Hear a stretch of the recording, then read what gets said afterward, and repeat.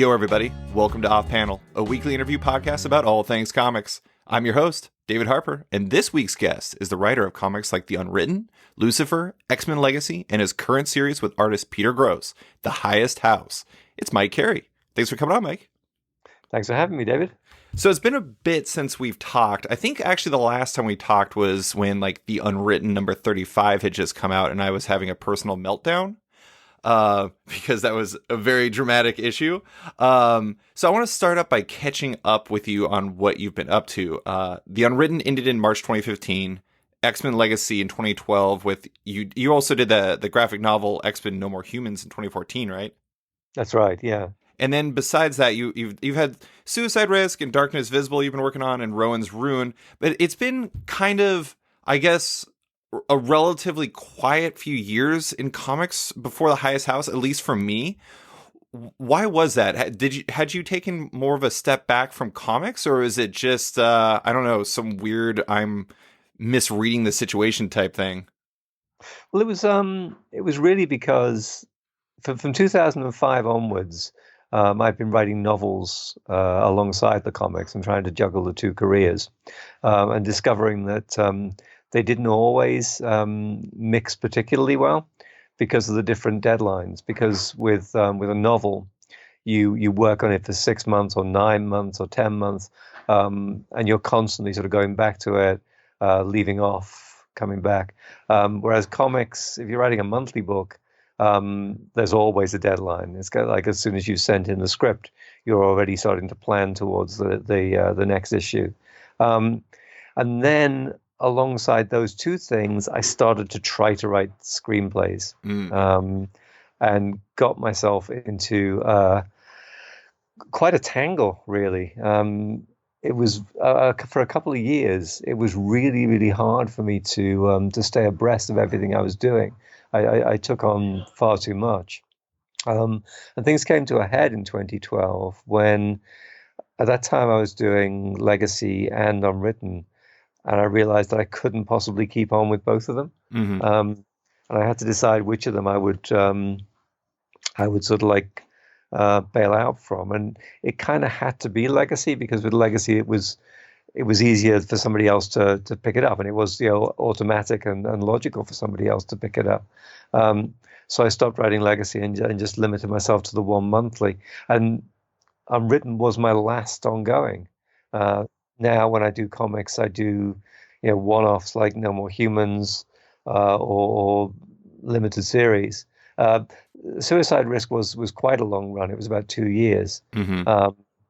But that's the longest, that's the most ambitious thing I've done in comics since, and it's purely because it's difficult to juggle the workloads across so many different projects that have different lifespans, different sort of creative processes, creative schedules. Mm-hmm. I feel like Peter would have been very upset with you if you chose Legacy over The Unwritten. Yeah, well, actually, he would, but he would have been able, I guess. I think he would have been able to just run with it by himself. He both wrote and drew books of magic for, I think, 2 years, at least 2 years. So I think he would have taken it on the chin, but it was it was very precious to us. It was a labor of love, and it was something that we brought into the world jointly, and that we both had really, really sort of strong ideas about, and it would have felt like a betrayal. It is like this is kind of a dramatic take, but The Unwritten in some ways might have been like the last great long run on a Vertigo book that I really can think of, because I mean obviously like I think Fables technically ended after you guys did, but Fables obviously started way before you. And since then, I don't think any book has really surpassed even like 20 issues. So you guys were kind of the end of an era in some ways, which is kind of interesting because Vertigo, I mean, they just celebrated their 25th anniversary. They're starting this new wave of books right now, a relaunch of Vertigo as much as you can do that. So I don't know. It is kind of an interesting book in a lot of different ways. Yeah, that's true. And of course, it's also, if you look across the entirety of its run, we were edited by Karen. Mm-hmm. We were edited by Shelley. And for a long time, and crucially, we were edited by Pornsak, who kind of was the third head of the monster on that book. He had such a big part to play in its coming into existence in the first place. So yeah, it kind of it was the last time I worked with any of those great Vertigo editors, and it did feel like a farewell. I mean, I'm glad to see that Vertigo is resurgent now. Hmm. But there was something poignant about the end of the run and sort of feeling like we were saying goodbye to Vertigo, at least for a long while. Yeah, and all three of those people are no longer with Vertigo either. I mean, Pornsax is writing now and very successful at it himself, which is fantastic.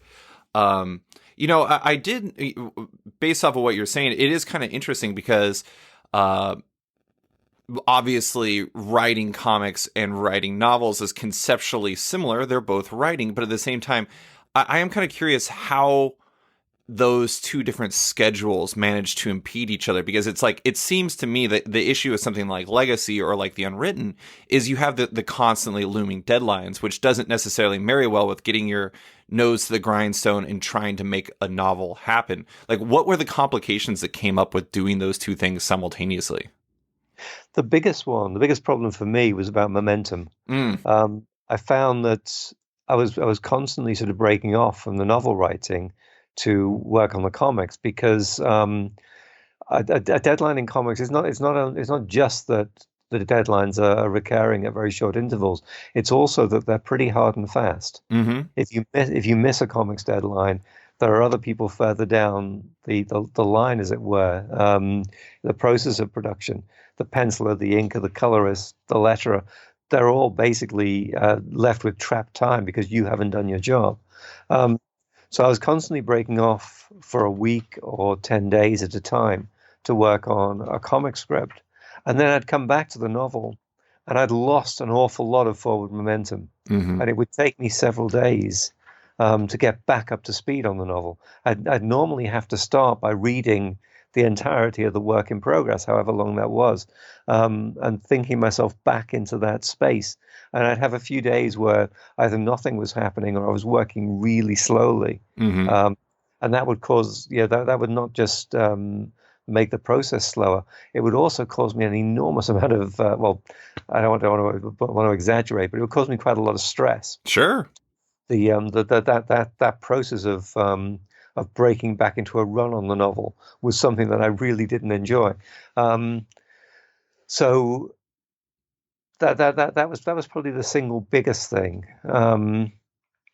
Apart from that, it was more a case of having to having to leave one creative space and let it go cold and go into another creative space. And there's always some friction, I think, Hmm. when you do that. There's always a little bit of interference at first.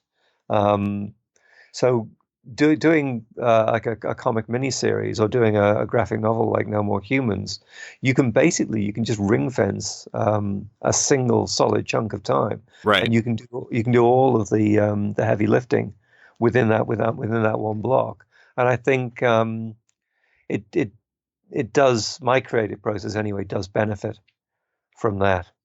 So it seems like it was more the monthly format that was a problematic part. It's not like you couldn't do comics. It was more just that unending, unrelenting deadline that's looming that would take you out of the system, or take you out of your momentum and start making you kind of, it seemed like your novel, you're almost like taking two steps forward and one step back. It's like you would get forward, but it would take a lot out of you to get to that spot where you're moving forward. Yeah, exactly. And you're right. It is just the monthly schedule, which is why I don't do monthly continuity books anymore. And I'm sad to say it, but I probably never will again, Sure. unless I get to a point where I've more or less retired from other forms of writing. Hmm. Because it's something that I did love. Um, yeah, I can vividly remember starting on Lucifer, when Lucifer became a monthly, and just the joy of discovering those rhythms and cycles. The way on a long form book, you kind of alternate between longer and shorter story arcs, and you seed things, then you pay them off, and there was a huge amount of pleasure for me in there. But at the moment, I just can't do it.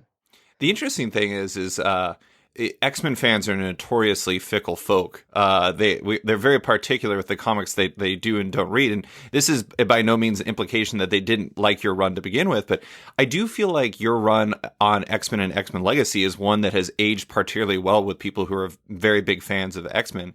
And I don't know, it is interesting because I do think that you were particularly skilled at working with continuity and working with those monthly rhythms that, like, not everyone necessarily has that ability, especially with the X-Men, because the continuity is so insane and there are so many characters. You had a very excellent balance of that. I talked to people and all of them are like, yeah, Mike Carey's run is one of my favorite in the last like 10, 15 years. And that's, I don't know, it's a feather in your cap because, like I said, us X-Men folk, very fickle. It's really kind of you to say that. That's lovely to hear. I mean, I think I came in. The timing was significant and was really, really good for me. Basically, Ed Brubaker was taking over on Uncanny at the same time as I was taking over on adjectiveless X-Men as it was then. And Ed had chosen his character because Uncanny was the flagship book. He'd chosen his characters, and then. I think it was Mike Martz was my first editor. Mike just turned around to me and said, "So you get to choose anybody else." And I was ecstatic. I right then and there, I sort of decided, okay, well, what I'm going to do is I'm going to create a really weird team, a team that's like immensely ill-suited. Where there are lots of conflicts and there's lots of so that even when they're not fighting external threats, they're kind of fighting each other. That was my my start point. And then my other criterion was just, well, I'll only choose characters whose voices I think I can get. Sure. Who I think I've got a take on. But then as the series went on and as it stopped being a book built around a consistent team, as it evolved into Legacy, and in Legacy I kind of assembled different teams around Professor X and then around Rogue, and then the cast list sort of changed from one arc to the next.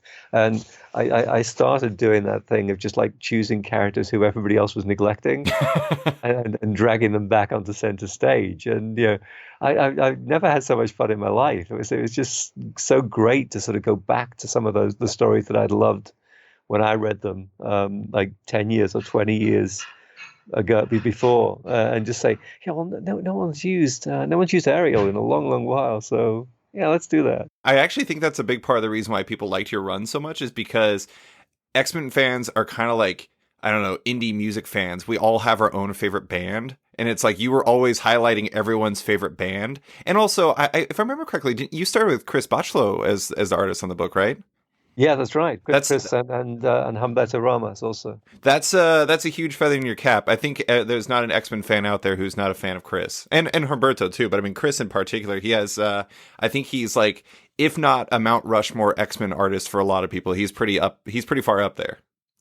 Yeah, and it was great working with him. I mean, there's some of those pages in the first arc, in the Supernovas arc. Mm-hmm. I can still remember the thrill of seeing them, and his first ever cover, that astonishing wraparound cover that had all of the characters on it. It was wonderful. Yeah, I've always had that kind of crazy good fortune when it came to the artists I was paired with. Going all the way back to when my first ever work at Vertigo, which was with Scott Hampton. Scott Hampton doing fully painted art. Mm-hmm. Yeah, you're absolutely right. It was wonderful. Peter has a lot of competition. You've worked with some great folk. I have, but I think Peter is one of these. He's just somebody who brings out the best in me, and I think whenever I work with him, I'm just kicking it up to another level, which is why I keep coming back, and I hope he feels something similar. We do seem to have had some great collaborations, and I only ever get nominated for Eisner, so I'm working with Peter. So you gotta keep him around. Well, actually, so if I remember correctly, I don't remember what phase this was during, or if it was kind of always happening. I know you and Peter, you write and he draws, but it's kind of always a complementary storyteller type thing. But in terms of your partnership on the Unwritten, at some point did he become the co-writer officially, or was that just always kind of a thing? I think I'm trying to remember how the credits expressed it. I think it just had us down as co-creators, Okay. and then it had me as writer. Mm-hmm. Um, what actually happened? So can I sort of go back in time and talk about how the series started, because Please that kind do. of it is kind of relevant. We'd finished writing on Lucifer. We finished working on Lucifer. We come to the end of our run, and that was like pretty much 6 years that we've been working together, and we really wanted to carry on working together. So we said to Shelley, "Can we pitch you some series ideas?" And she said, "Go ahead." And we spent over a year pitching and pitching and pitching, Mm-hmm. uh, and not getting a toehold. None of our ideas came to fruition. One of them came very close. In fact, one of them was weirdly greenlit, and then we were stood down again. Mm. Uh, and we never really sort of got to the bottom of why that was. This was when, so basically, in order to get a series accepted at Vertigo, you would pitch to your editor. Your editor would pass the pitch along to Karen, and then Karen would pass it along to Paul Levitz, and you kind of had, so there were three different gatekeepers. Mm-hmm. You had to hit the sweet spot for each of them, and it wasn't easy. It wasn't an easy process. So then I did a lot of work for Marvel around about that time. Peter did American Jesus Mark Miller. with Mark Miller.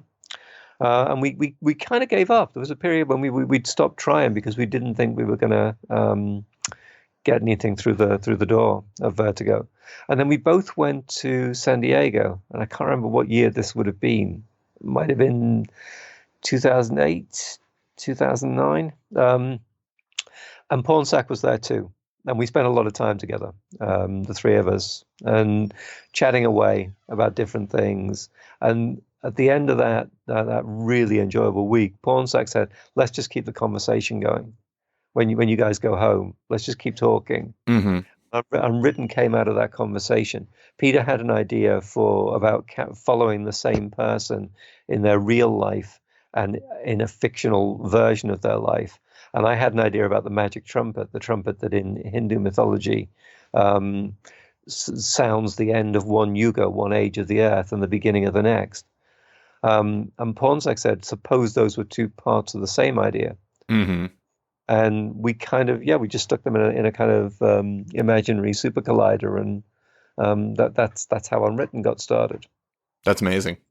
And so it was always our joint property in a really, really sort of organic way. Mm-hmm. We both felt like there was a part of the part of the soul of the book that belonged to us.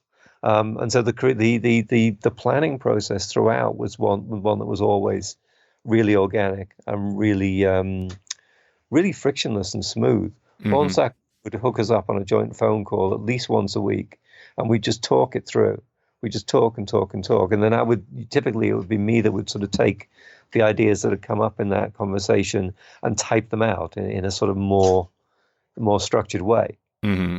And that would only be a stage, because then Peter would come back to me, or Pontak would put us back together on the phone again, and we just keep on talking. So it was a book that just grew, really. Yeah. And that was one of its strengths, I think. Yeah. I do want to ask one unwritten question before we move on to the highest house. How did the Fables crossover happen? That happened because Peter and Bill kept on bumping into each other at They're both in American Minnesota, Pop. aren't they? Yeah, that's true. They both live very close together, but they were meeting up at conventions, and every so often they'd say, "Yeah, we gotta cross over because the books have so much in common in terms of the conceptual space they occupy. Wouldn't it be a blast to Mm-hmm. to have a crossover. And then Mark Buckingham and I met up at Bristol for a convention, and we had the other half of that same conversation. Hmm. Um, and everybody seemed really enthusiastic about it. Everyone was relaxed about sharing the goodies, sharing the toys. Hmm. Um, it was obvious that it was going to be that it wasn't going to be a crossover in the sense of occupying both books. Right. It would happen within Unwritten, and it would happen. The logic of it would be the logic of Unwritten. It would be Tom encountering the fables in an unwritten sort of context, according to our rules of engagement, and that it probably wouldn't have any knock-on effects in fables, but it would have in Unwritten, and it allowed us to revisit one of my favorite arcs of fables. I love Mr. Dark. Hmm. I thought Mr. Dark was an amazing character, and I thought there was it was cool to sort of kind of do an Age of Apocalypse scenario with Mr. Dark. Now you are speaking my language. I'd never put the Age of Apocalypse comparison in there, but I like that even more now. That's fantastic. It's funny, like listening to this is a terrible reference, and I can't believe I'm even bringing it up. Did you ever see the movie The Holiday with like Kate Winslet and Cameron Diaz, like the romantic comedy where they like switch houses for winter? No, I've not. Oh, okay. So basically, it's like these two women who are having like they're unsatisfied with their lives. One is in the UK, the other one's in Hollywood. They switch houses for the winter, and they end up finding like a happiness in their life in the other person's life, effectively. And it's kind of like that was kind of what I was thinking of. I was like, oh, it's like you're meeting up with Bill's partner in the UK, and Peter is meeting up with Mark's partner in at cons in America, and then it ends up turning into this happy accident of the fables being crossed over with. It's a nice little it's a nice little thing happening, especially because I know that didn't you try to get Superman in the Unwritten at one point and it didn't work out? That's right. Yeah, we the character of the Tinker Yeah. was the character we came up with to occupy that space. Yeah, but we really wanted to use Superman, and if we couldn't use Superman, we wanted to use a character that was obviously a very transparent reference to Superman. But there was some pull against that from somewhere in the DCU, and Yeah. it didn't happen. Yeah. And now, a word from our sponsor. Yo, everybody. I'd like to take a minute to talk about our sponsors over at Impact Theory Comics. Impact Theory Comics is a new independent publisher, and they're releasing their first comic, Neon Future. Neon Future is a collaboration with world-famous DJ and producer Steve Aoki, and is written by the Eisner Award-winning writer of Justice, Jim Kruger, with artists Neil Edwards of Fantastic Four fame and Jeremy Rappak delivering the visuals and building the world. Want a first look at the book and Neil and Jeremy's art? Give Impact Theory a follow on Instagram at IT Comics. If you like what you see and you're a fan of science fiction, this might be the comic for you. So head over to your local comic book shop and get Neon Future #1 on your pull list ASAP. And now, back to the show. So let's jump into the highest house. It's the Unwritten team of not just you and Peter Gross, your often partner in crime, but Yuko Shimizu, the cover artist supreme from the Unwritten. Yeah. Why did you guys want to get the band back together? Well, it started out as just me and Peter pitching together again. So it was like let's have another outing. Getting Yuko on board was something we initially didn't dream of. Mm-hmm. We didn't think we could afford her, to be honest. But she wanted to do some more covers with us, and somehow IDW made it happen. Mm-hmm. And we were absolutely overjoyed. I think those covers, I think they're some of the best comics covers I've ever seen, and the embossing that they did. There's just I feel happy every time I pick one of those books up. Mm-hmm. So it started out as there was a French editor, Olivier Jalabert, and he was briefly working with a multimillionaire somewhere in the Gulf states who wanted to create a comics company as his own train set, kind of in the way that Mark Alessi did with CrossGen. And he approached me and asked me if I wanted to pitch. And bearing in mind how CrossGen ended, I I declined politely. But we had some really good conversations. And then after that fell apart, and I believe it fell apart without a single book being published, Olivier went back to France and took a job with Edition Glénat, which is one of the foremost French comics publishers. Hmm. And he approached me again and said, "Well, how about it?" And I went to Peter and said, should we pitch something for the French market? And we were both really enthusiastic, just about, well, first of all, about working together again, but secondly, also, writing for France, because the French format is so different. The French market is so different. They have these gorgeous hardcover albums, Hmm. which are typically between 40 and 60 pages, very high panel counts on the page, oversized, bigger than the American format.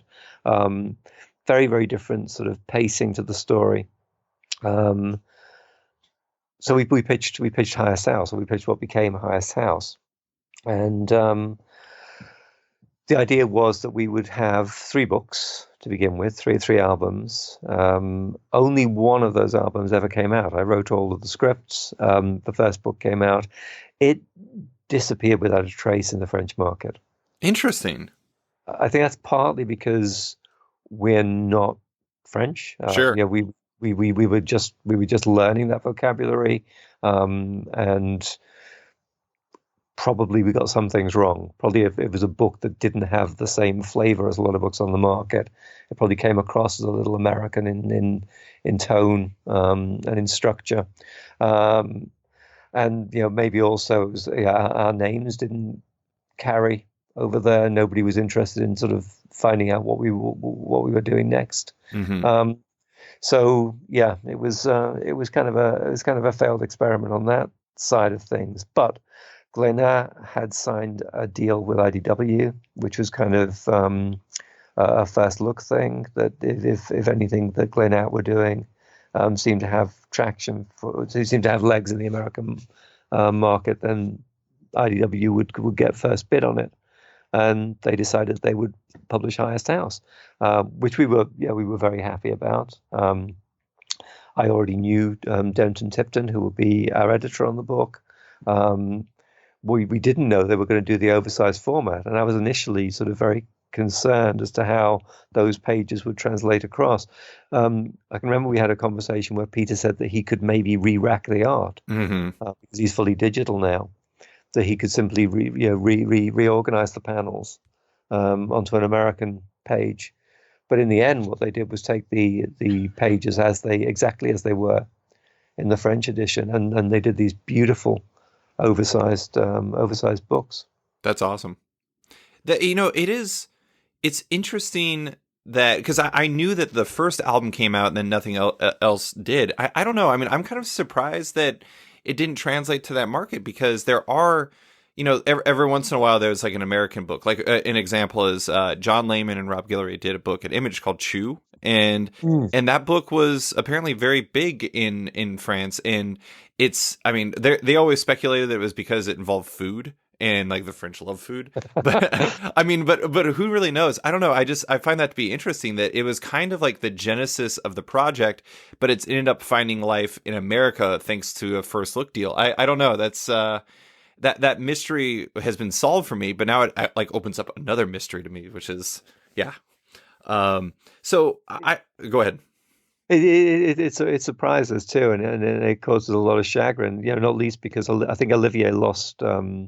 Well, I think Glénat lost money on that deal. Hmm. I think the sales were poor enough that they took a bit of a bath on it. I hope that being able to republish in America allowed them to recoup some of that lost revenue. Hmm. So one of the weird things, excuse me, one of the interesting things about the book is it's a tough one to come up with like an elevator pitch for, like that simple kind of, Terminator 2 meets Aliens or something like that. Obviously that's not a good one for the Highest House, but it was one that I kind of had a tough, like the main reason why I got it was because it was the team from the Unwritten, and I would buy anything that you do together. What is your elevator pitch, or if not an elevator pitch, like what would you say to someone who is asking, what is the Highest House about? I would say I would say it's the story of a slave boy who unexpectedly comes into a great deal of magical power and decides to use it to end the institution of slavery. Hmm. Um, but I would know, yeah, as I was saying that, I'd know that actually it's that's a part of it, that's a strand in it. But one of the things we were trying to do was to sort of like to have a cast of thousands and to interleave a lot of different stories. But I think Moth's story is kind of like the engine that drives the book. Hmm. Yeah, one of the things I think is most amazing about it is because like I didn't have that initial like this is what the book was about, but when I jump into it, part of the reason why maybe it's a little bit harder to have that single thread is because there are so many threads, all of which are additive and all of which exist really well on their own. Like Moth is by all intents and purposes the central part of the character, but then you have a central part of the book, but then you have the mythology in the world of both the highest house and Osinul, this country that they exist in, and then you have everything that's going on with Obsidian, who is this higher power that's related to the highest house, and then you have I don't know, like I was just rereading the first trade, and like one of the things that's really interesting about it is how much it looks at power and like the how you hold power and like the way that Aldercrest is trying to fight basically the development of money because that takes power away from him, from him, a person who owns iron mines. And there's so much to it. It's a very, very rich and fully realized world and kind of mythology to it. When it came to developing that mythology in the world of the highest house, like what was that process like? It feels like it had to be something you had to research in the real world and kind of expand from there. Was that what you did? Um, yes and no. I'm still sort of processing what you were saying there. I think you put your finger on the central theme of the book, which is power. Right. I think it's about the different mechanisms, the different sort of social institutions and structures through which power is mediated, and trying to look at them in a sort of objective or dispassionate way and show both the upside and the downside of them. Just as I think most of the characters are. None of them are purely good or purely evil. Even Demony, who in many ways is something of a monster. Mm-hmm. If you look at what he does to Lace and Shirabai, Right. uh, after their attempted elopement, he's somebody who has done terrible things, but is also capable of being magnanimous, capable of treating his slaves generously. Uh, Even capable of manumitting them, giving them their freedom in certain situations. He's somebody who tries to do right by his own lights. I think there was very little specific research that I did for the book. There were a lot of things that fed into it. One of them was I'd been reading a book by the economist David Graeber, Mm-hmm. which was called Debt, the First 5,000 Years. And it was looking at the role that debt plays in society. He's one of the economists who believes that money was created to codify debt. That debt came first. Money arises in order to formalize and record the transactions that give rise to debt. Mm-hmm. And there were a lot of really, really interesting things that he said on that subject, including that the idea of debt comes into a lot of religions, especially the religions of early human societies. Why do so many early religions involve rites of sacrifice? Graeber asks, and he says it's because what do you owe the gods? You owe the gods your life. Mm-hmm. You pay the interest. Ultimately, you pay that debt back when you die. But in the meantime, you pay the interest on the debt by means of smaller deaths, by killing other creatures, birds or sheep or pigs or deer. That's called primal debt theory, and all of those things were still sort of simmering in my mind. And he talks about slavery as well. He talks about owning the idea of owning humans and the relationships of debt that build up through that. And that was sort of in the back of my mind when I started planning Highest House. Mm-hmm. But as far as creating a Saniel society was concerned, we just made it up out of whole cloth. It was we wanted slavery and the abolition of slavery to be a big part of the central thrust. And I also wanted very much to write a book that was in the spirit of Mervyn Peake's Gormenghast trilogy. So I wanted Highest House as a precinct to be really complex and layered, and to have lots and lots of different nooks and crannies and lots of different casts of characters who Mm-hmm. would their turns to become important. Um, and I wanted to write each character from the inside. So you meet Demone first of all as an antagonist to Moth, but eventually you get to figure out what makes Demone tick. You get to figure out what makes Bayon and Erbio tick, and Kyle Ekstad, Lace and Shirabai, and so on. I wanted it to be a sort of microcosm of the world, really. Mm-hmm. I'm do you read A Song of Ice and Fire, or watch the show at all? Watch Game of I've Thrones? watched I've watched every episode of the show. I haven't read the books The, yet. the the funny thing is my wife and I are actually rewatching the show before the final season, and in a lot of ways, there's the part in the second season where Tywin Lannister is based out of Harrenhal, and he ends up having Arya Stark as his cupbearer. And the relationship between Tywin and Arya really reminds me of Demone and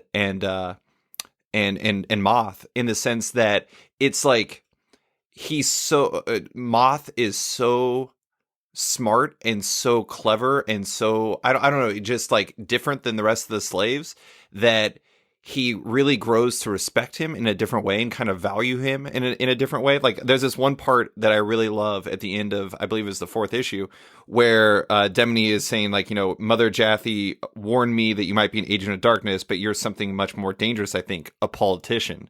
And it's such a core line in there, I think, because it is funny because Moth is only in some ways like an accidental politician, because he has this deal with Obsidian that he has to stick around, but at the same time he wants to watch out for his people, and he wants to make sure that slaves are not, that he wants to do away with slavery, and this is a means to that end. It's just that was a character parallel that I really kind of popped up when I was watching Game of Thrones last night and then rereading the book. It's just there's an interesting interplay between this character that should have no power and this character that should have all of the power, and how they kind of balance each other out. I'm really flattered by that comparison. Thank you. Um, and that's a nice way to look at the relationship, I think, because there is a kind of there's a negotiation that's going on between the two, and you're right. Moth has no power or leverage in that conversation at all, except insofar as he keeps on refusing the rewards, the Yeah. rewards that Demone tries to give him. At the moment, my wife is reading me Spinning Silver by Naomi Novik. Mm-hmm. I don't know if you know it. Mm-mm. It's an absolutely brilliant book based on fairy tales. It's not a retelling of a fairy tale. It's kind of like taking fairy tale logic in a fairy tale world, and it's all about bargains. And it's all about indebtedness and people agreeing to be rewarded or not agreeing to be rewarded. And she does brilliantly what I was trying to do in Highest House. That Moth keeps kind of trying to shift the ground between himself and Demone, and Demone is sort of he's coming along part of the way. You get that scene where Moth says, "Everybody, you can't just reward me because all the slaves fought for you. Mm-hmm. If you free all the slaves, then they will add to your glory." And Demone's not prepared to go that far, but he is prepared to bend the rules. There's a scene where he gives Moth a sword, Mm-hmm. even though slaves can't carry swords. Slaves are not allowed to carry swords. And Kyle Ekstad says, "Well, does this mean he's free?" And Demone says, "No, it just means he carries a sword." They're finding a space that's almost outside the normal rules and regulations of their society, a place where they can meet. And if we do get to carry it on, which I hope we will, there are we have some ideas for where we're going to take that negotiation. Yeah. The political landscape is really interesting too, because you have this whole world outside of the highest house that even Obsidian can't observe, as he likes to repeatedly remind Moth as he asks questions about the Nesserine faction. But you have like the Nesserine, where it's like that's another question of power. There's this movement amongst the people of this country who believe that your power should be determined by the amount of like souls you own, effectively, or heads you own, like slaves and, you know, people that work in your house and everything like that. And under that guise, Demony would be infinitely weaker, because currently he's winning because he has all the iron mines. And I don't know, I really love, there's like, I love Moth as a character, and there's that central thread that I can really dive into. But then there's the rest of it, and it makes it such a rich world. Needless to say, I'm a fan. Thank you, David. The idea of measuring wealth by souls, that's I got that from Gogol, from like pre-revolutionary Russia, because that was how people's status was measured. It was how many serfs lived on your land. It's a quick ready reckoner to show how rich you were. But yeah, the Nesserines are a kind of an ultra conservative faction, I guess. And by that sort of standpoint, Demony is he's somebody who represents a new kind of wealth, and probably a social shift that's taking place. You know, you get the impression that Asani society is probably in a state of flux at the moment. And Moth has come along at an interesting time, to put his finger on the scales. Yeah, it is really interesting, because you have one thread that's constantly looming throughout the whole thing is that the people who are in leadership aren't actually from that country. It's the Koviki, right? Isn't that it? Yeah, that's right. Yeah, I find that to be really fascinating, because you have like these invaders who effectively have instantly installed themselves. I mean, like the basically the whole story kind of falls upon the Tethlaniel, and which was the group who previously lived in the highest house, and, you know, kind of owned Obsidian, and that Moth has a connection to. But like their presence looms despite the fact that they've been gone for 90 years, something like that. Yep. Yeah. It's a lot of plotting. Sorry, go ahead. No, I was just gonna say it's like the plotting is pretty. I don't know. It's interesting, because it's not really plot. It's just kind of all texture to this world, but it all feeds into the central plot.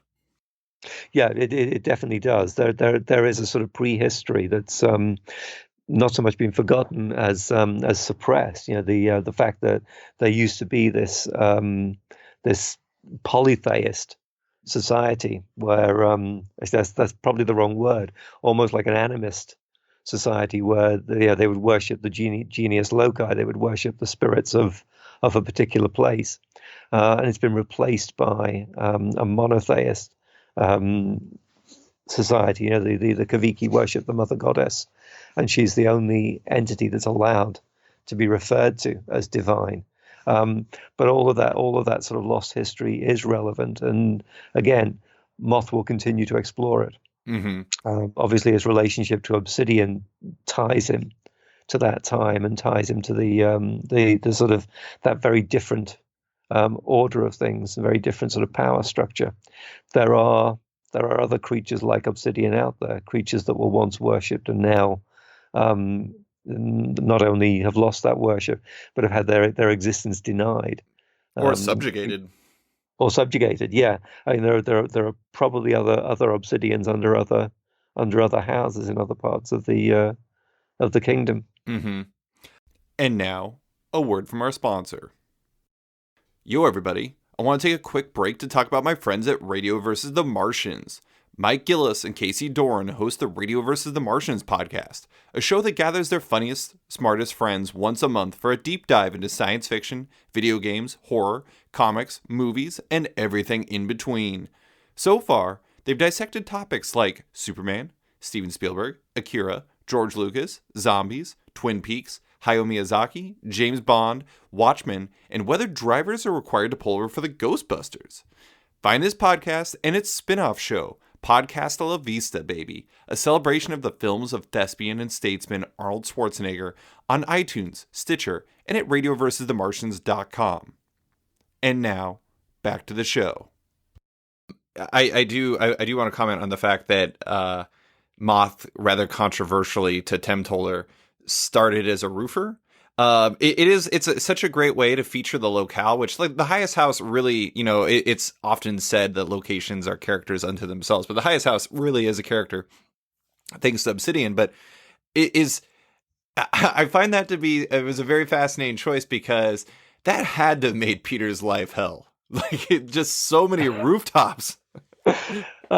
He did something really clever with the graphics, and I'm not sufficiently literate as far as digital art goes to explain exactly what it was.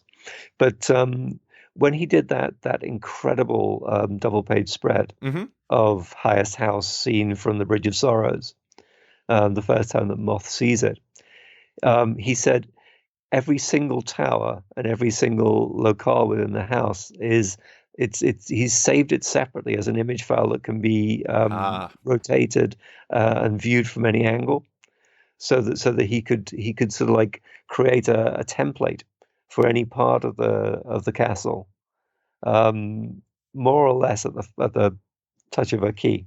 That's amazing. And then work from that. He did not hate me for highest house. He hated me for. Do you remember the Basanos? In the very, very early issues of Lucifer, there was a character that was a living tarot deck. No. So I would write the Basanos enters this shot, and Peter said, "You realize every time you mention this character, I've got to draw 30 or 40 different figures." And that was probably pre-digital, so he wasn't able to like find a shortcut for that. Exactly, yeah. So in the end, that was around about the time when he was using Ryan Kelly as an assistant. So it got to the point where he'd just read the word the Basanos and say, "Ryan, this page is yours." That is amazing. That is, I do. Does that Bridge of Sorrows shot show up? I feel like that actual shot shows up at the end of the book when they're leaving too, or yes, in issue 5. Does. Yeah. It probably does, yeah. It's funny because I only noticed that when I was rereading it this time, and I was like, I feel like Peter probably has some sort of clever solution for this, so he doesn't have to redraw the whole thing. Because otherwise, redrawing that over and over would be a nightmare. I know it was, from what I understand, I think I saw him on Twitter saying something about how this was a particularly challenging book. But for you as a writer, did the oversized format change anything for you as a writer and how you had to approach it? It definitely changes the pacing. Yeah. I guess it changes structure in more overarching ways, because you get into the habit, if you're writing a book in in an American format where it's like 5 or 6 panels is the average for a page and 20 to 22 pages is a book, you get into the habit of measuring scenes in pages. This may just be me, but I would think, okay, this scene is going to be like 2 pages. This scene is a brief cutaway, so it's 1. This is going to be 3 pages, but the third one will probably be a splash, and so on. And your transitions may not always come on a page turn, but those are kind of the units that you're working in. On Highest House, that was not the case at all. There would very often be transitions midway through a page, scenes that were less than a page long, scenes that were cutaways of 1 or 2 panels at the start or end of a page.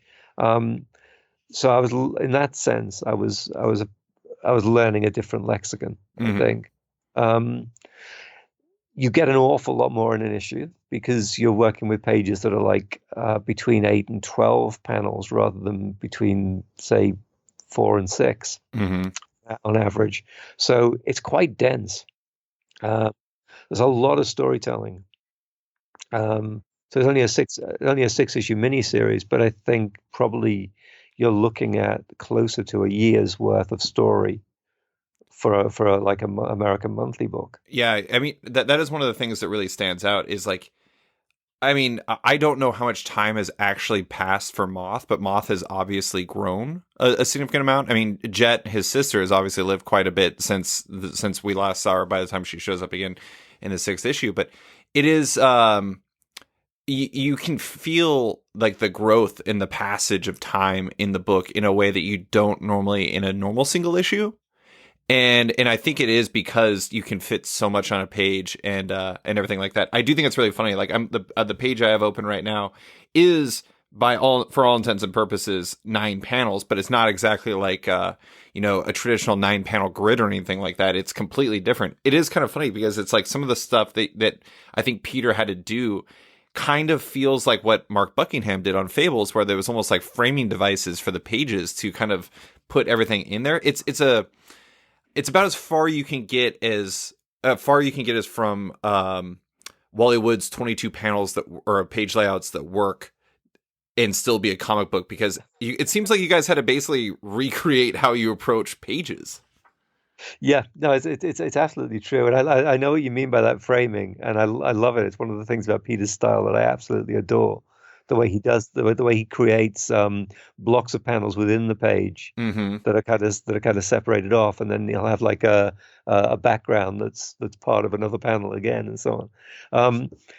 Yeah, I think that was what we were doing, and I think that was one of the reasons why it was so hard for him, that density and that having to sort of like reinvent the page structure. I mean, it didn't help that I was also writing a lot of scenes where there would be half a dozen or a dozen characters on panel. Right.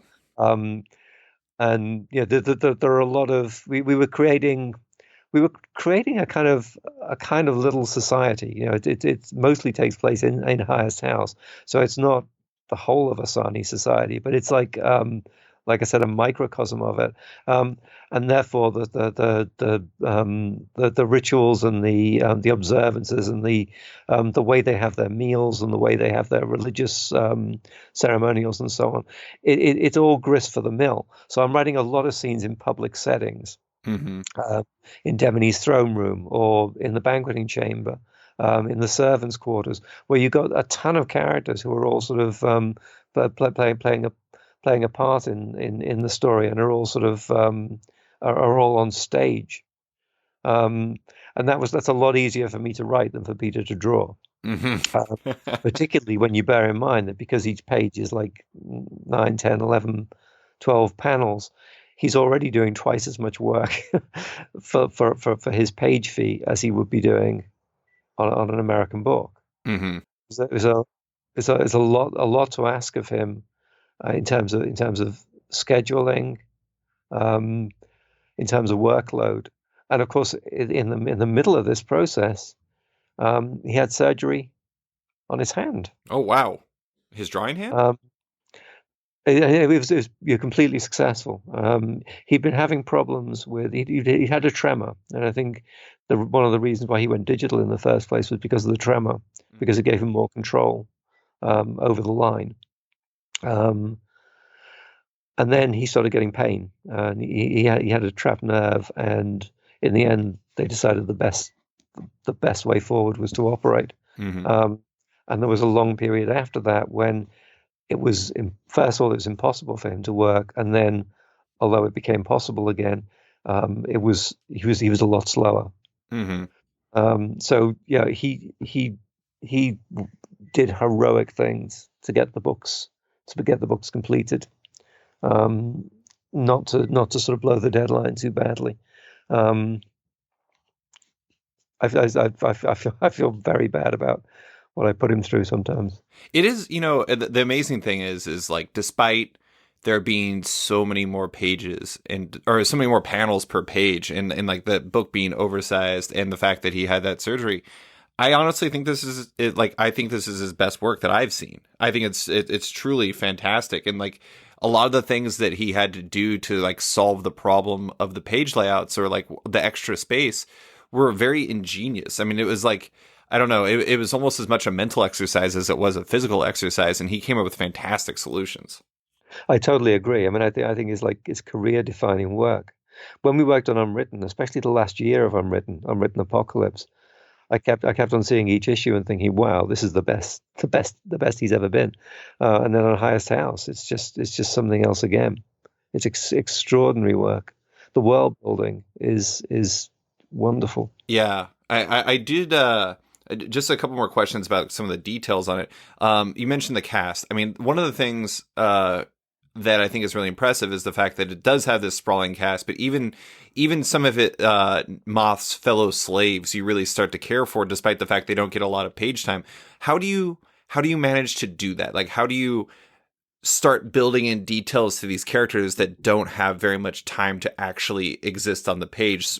So when you do see them, you care for them, or you root for them at the very least. Um, I don't think there's any kind of real sort of like rule of thumb for how to do that. I think one thing I try to do is I try to write every character from the inside.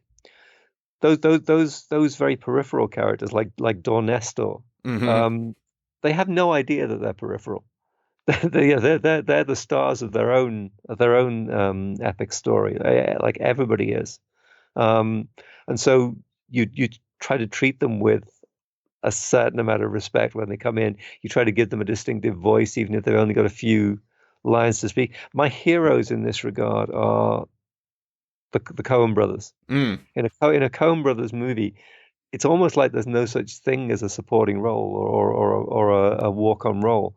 They put the same amount of love and thought and texture into a character who's going to like say one line as they do into a protagonist. Did you see Buster Scruggs? Yes, my God, yeah, but yeah, and Buster, it's definitely true in Buster Scruggs. If you think about the guy who almost gets robbed in the story about the hanged man, Uh-huh. who's made himself a suit of armor out of pots and pans. That's a great case in point, and all of the characters in the carriage in Yeah. the final story. Um, so you try to do that, and it's something that pays off particularly, I think, with antagonists, with characters who are not sympathetic, um, or characters who present largely as obstacles to your hero's goals. I think it's really, really important to bear in mind that they are the heroes of their own story. That they think that they have completely compelling, unarguable reasons for everything they do, and that they're on the right side of the argument. Mm-hmm.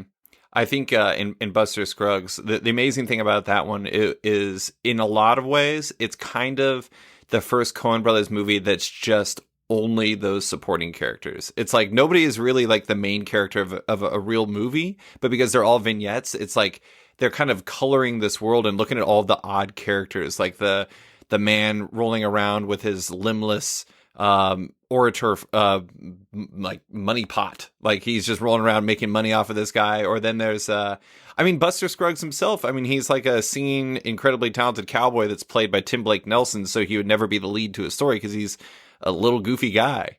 And I don't know, it's just so ingenious. I love the Coen brothers as well. And like I do like the life that you give the characters. Like the funny thing is I actually don't know this character's name, but the extremely tall, bulky, bald guy who actually threatens early on. He threatens Moth because he initially starts talking to Obsidian, and he's like, "If you don't shut up, I'm going to kill you because I need sleep." Right. What is his name? I can't remember. I don't actually think his name is ever. He's the other slave who comes with Moth from Rethi in the first place, isn't Yeah, he? well, and Dor Nestor yeah. comes with him, but I don't know if the bald guy comes with him. But either way, he's just like a fantastic character, and it's funny because like I feel like I know who he is, despite the fact I could not tell you his name. So, in terms of format, you had the opportunity because it was only released in the first two issues, effectively in that oversized format. So I guess maybe shift back towards more of an American feel. Did you ever consider kind of reformatting how you approach the final four issues, or is that just something you'd already written and there was no real point because you had the oversized format to work with through IDW anyways? I'd already written them. Yeah, all of the scripts were already done. Okay. You're right that I could have reformatted, but we were kind of into a rhythm then, Sure. and it would have felt strange, I think, to start changing at that stage. Yeah, as I say, Peter had offered to re-rack the art, to like completely restructure the pages, and that made me worry because I guess I've always the thing that used to exist and doesn't anymore really, with very few exceptions, writing Marvel method. Um, I've always sort of looked on that with a peculiar horror because I like to be in control of the page turns, the structure, the pacing. and the idea of sort of like switching horses in midstreams there and doing it in a different way, um, yeah, it would have freaked me out, I think. I think given the fact you had already done the first two issues, or what would be the first two issues once they were released in America, it would have been pretty jagged if all of a sudden we started seeing more traditional page layouts or something like that. It would have been, in terms of, especially in collected edition, it would have been, the flow would have been like, wait, it just feels like I'm reading a different comic now. Yeah, yes. Um, Coming back to what we were talking about earlier in relation to X-Men Legacy, or adjectiveless X-Men, when I first came on, I was working with Chris and I was working with Humberto Ramos as well. And there was like one issue or maybe two issues when they both did pages. And it was just a scheduling thing. And although I admire both artists, um, it didn't work. It didn't work to sort of go from a Chris Bachalo page to a Humberto Ramos page in the same book. It was like these are two different worlds that I'm looking into. Yeah, they're about as stylistically jagged as you can possibly come up with. Yeah, yeah.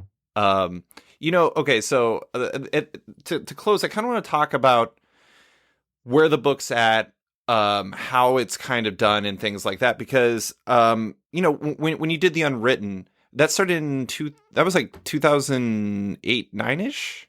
Yeah. Yeah.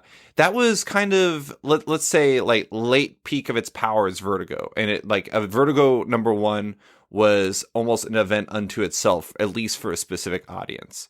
And so that was, releasing that book, you have, I feel like, a semi-guarantee to reach a certain group, especially because, like, you could make Fables Fables parallels and things like that. And I feel like that book was a pretty big success for you too. The Highest House seems like you've had a little bit more trouble making traction with. What is the difference in the experience in gaining an audience been like for that? And what do you think? I mean, for me, it's the same team. I love both books equally. Like, what's causing that difference for you, do you think? I guess it's relevant that we had both done so much work for Vertigo before we came to Unwritten. Yeah, we were the team from Lucifer. We were seasoned hands, both separately and together.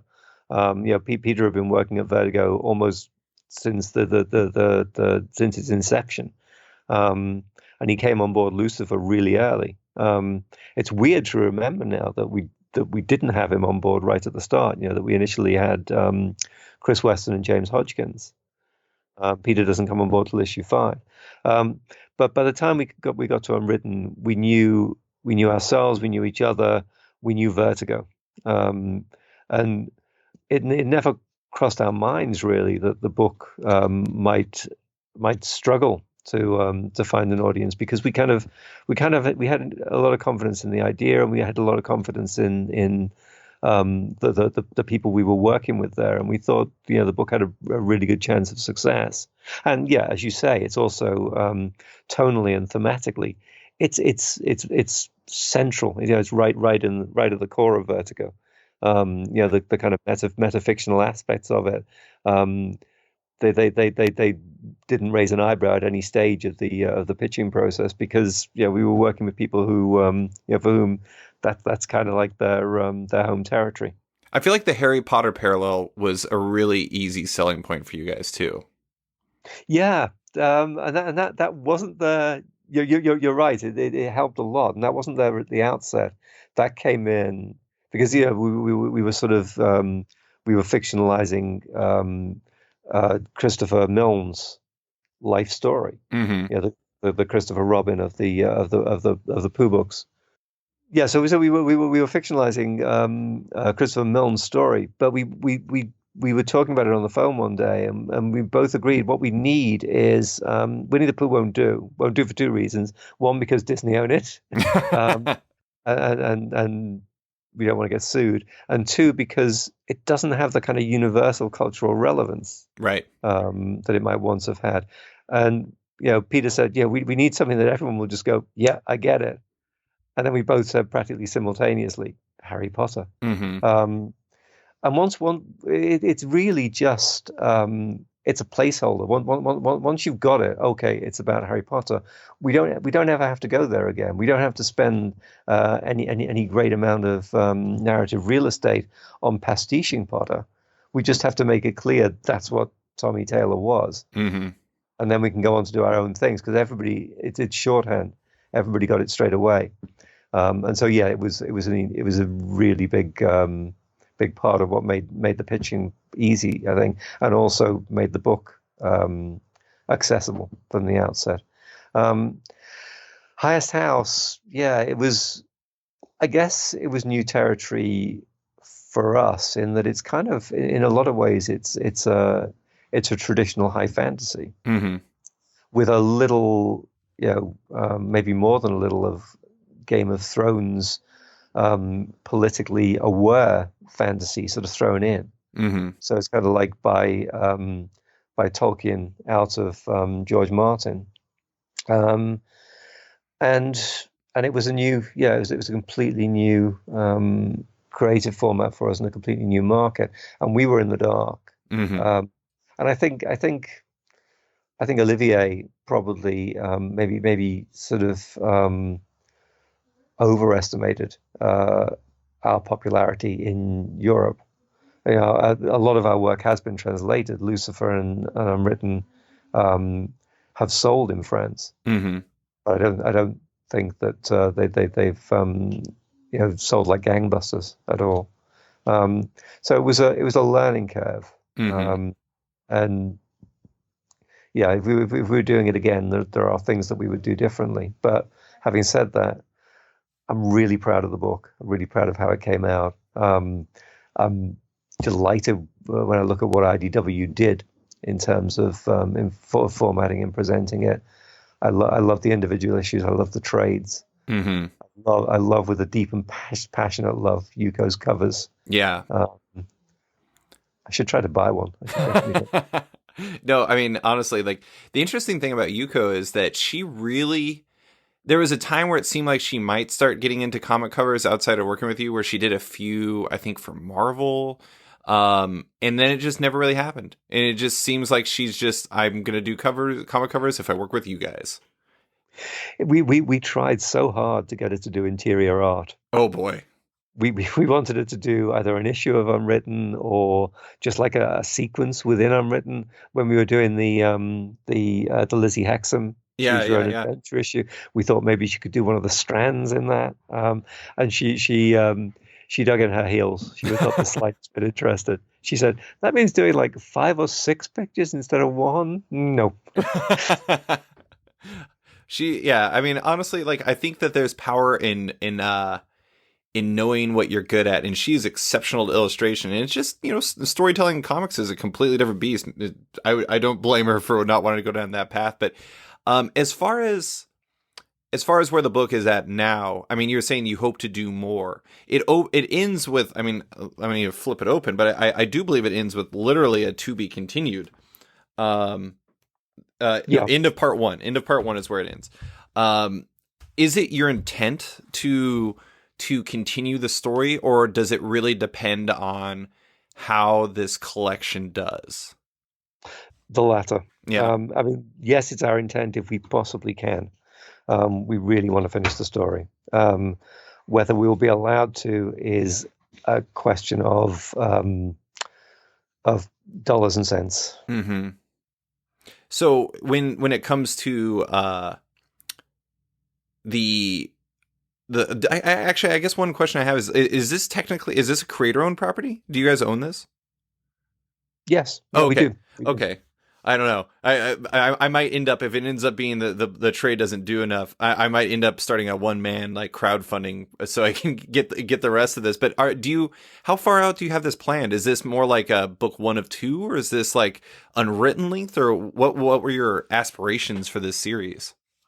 I would love it to be. I mean, since you mentioned Song of Ice and Fire, I would love it to be that long. I would love it to be like 6 or 7 or 8 books worth Mm-hmm. of material, all on roughly the same sort of scale as the first book. Um, we don't have much planned in detail. Hmm. We have the second book planned in a reasonable degree of detail. Beyond that, we have markers, we have things that we want to happen, and then that was true for Unwritten as well, and to a certain extent for Lucifer, that we knew a few key points and we knew an ending, and then the rest happened because it happened. You know, Hmm. you start heading towards the next watermark, and on the way you have ideas, and the book accretes around those ideas. Is it the type of plan that could like shrink or expand depending on success? Yes, yeah, to a large extent it is. Yeah. No, I mean it's just it's a very I mean I know that you are in a different position than you were when you were writing like X-Men Legacy and when you were starting Unwritten, but the marketplace for comics has changed in such a dramatic way, especially just because there are so many comics out there that it's always interesting to see a project like this get to this place and you know it has its passionate supporters, but at the same time it's like can it find traction in a larger sense? I feel like it's a book that's going to do well in trade, especially when libraries start getting involved with it, because it's a oh man, I would die. I would be telling everybody in Anchorage, Alaska to go after it if it was in the library. But it's a fascinating place or like kind of a microcosm for the industry as a whole because it's changed so much even since you guys started the Unwritten. That's true, and crowdfunding would be a possibility, and going to taking it to somewhere like Image might be a possibility, but we are not good, Peter and I, at the sort of promotional aspect of working in comics, and I think it would be difficult for us to handle that side of things, Mm-hmm. Yeah. and so we shy away from it. Um, maybe we've been too sort of timid in that respect. I don't know, but yeah, it's something that we can certainly discuss. Sure. Well, the last question I want to actually close with.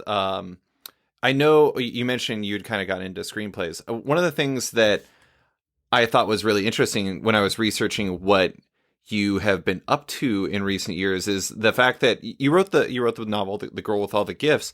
I didn't actually realize that not only was it adapted into a movie, but you also wrote the screenplay, and it was like a very acclaimed movie. Like I'm kind of curious about that process because you are a comic writer who also is a novelist, and now you've also evidently successfully written a screenplay. Like how much do those processes differ, and like how do I don't know how does your approach change depending on kind of what format you're working on? I think that every creative medium is a toolbox Mm-hmm. for storytelling, and then the toolboxes have different tools in them. And so the medium is maybe not always the message, but the medium definitely impacts the message. Um, a movie screenplay is really different from a comic script. It looks like a comic script. Mm-hmm. If you pick the two up and hold them side by side, they look really similar and they work totally differently. And I would say probably my first 20 or 30 screenplays were comic scripts pretending they were screenplays. Um, it took me a long time to realize that you can't simply just like pick up the story and throw it down into a different medium and expect it to do the same things. Girl with All the Gifts was a big turning point for me because I was actually writing the novel and the screenplay at the same time. Mm. Um, so in a way, both of them are adaptations of a short story, which I'd written the year before. Um, and I was realizing as I did it, that's a great fit for the movie. That's a great scene for the movie. I don't think I'm going to handle it that way in the novel. I was finding Interesting. two different sets of solutions to the same kind of like narrative problems. For example, the novel has five different point of view characters. You start with Melanie, but at one stage or another, you're looking out through each character's eyes, and it's important for the novel that you do that. That for example, you see what Caldwell is doing from the inside, and you see what Parks thinks of Melanie from the inside. Um, the movie stays with Melanie. What Melanie sees, we see. We experience what happens to her. And I think there's like only 2 minutes of the movie when she's not on screen, which means that a lot of things happen differently in small ways. The ways in which you find out about the world, you find out about it exactly as Melanie experiences it, and Hmm. that makes certain things more prominent or less prominent than they were in the novel.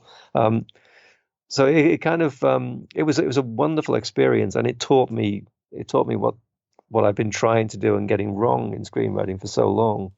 Um, and I think the screenplays I've written since then have been a lot more, fit for purpose. Hmm. I do think it's funny that that puts you in a very unique position where if somebody was really passionate about the book and then they watch the movie and they're like, "Oh, this screenwriter got it totally wrong. This is not how this happens." It's like, wait, it's the same person. How did that happen? The really weird thing was that movies take longer than novels. Movies take much longer than novels. They have longer gestation periods. Yeah. So I eventually handed in the novel in January 2013, and it was published January 2014.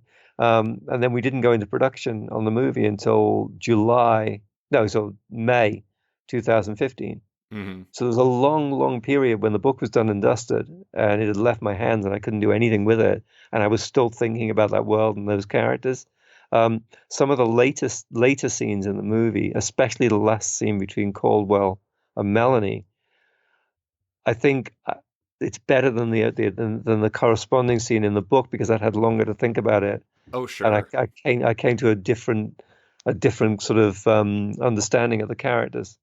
You know, that kind of puts you in a weird position too, because you can actually see the reaction to the book. And like, not that you're trolling Twitter or something like that to see like what people are saying about the ending of your book or something like that. But at the same time, when you could see that reaction and it almost could change how you perceive your own characters if you let it.